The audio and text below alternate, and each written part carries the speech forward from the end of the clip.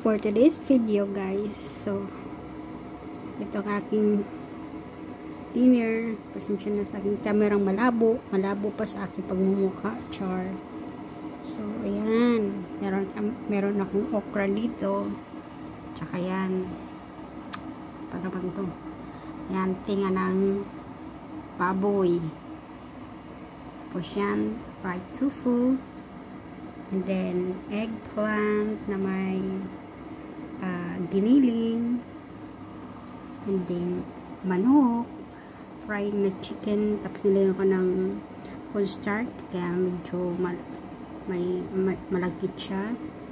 And then guess what? Ano to? Hulaan nyo. Char. Sardinas, ginisang sardinas na may itlog. O, diba? Pinoy na Pinoy ang ating ulaman ngayon, guys. So, ito ang aking hapunan. Hapunan bang tawag niya sa gabi? Basta dinner siya. O, yan ang aking pagkain. Kaya tayo nananaba.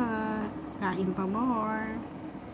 At ang ating kanin na pagkaputi-puti. Ang aking sausawan, siling maanghang. Mahilig ako sa maanghang.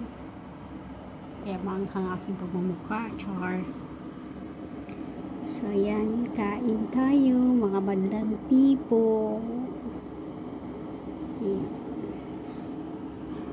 Itong okra, makunat, kasing kunat nang nagluto, kasi gurang na.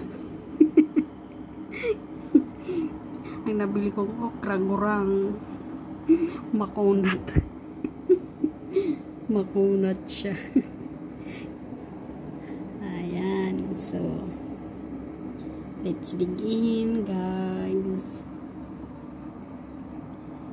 Ayan, yung sa mga arte dyan, tinga ng baboy yan.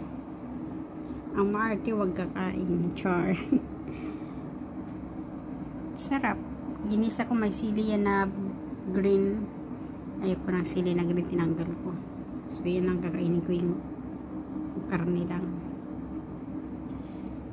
Itong sarap na itong eggplant. Try nyo guys, ginisang eggplant. Tapos yung meron kayong mabibili sa supermarket na ano, sauce, yung legum kisya sauce na para sa eggplant, tapos lagyan nyo ng giniling. Ay lalala, sarap guys.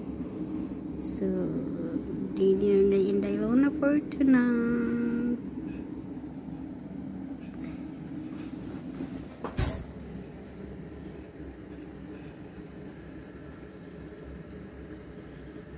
Thank you guys for watching.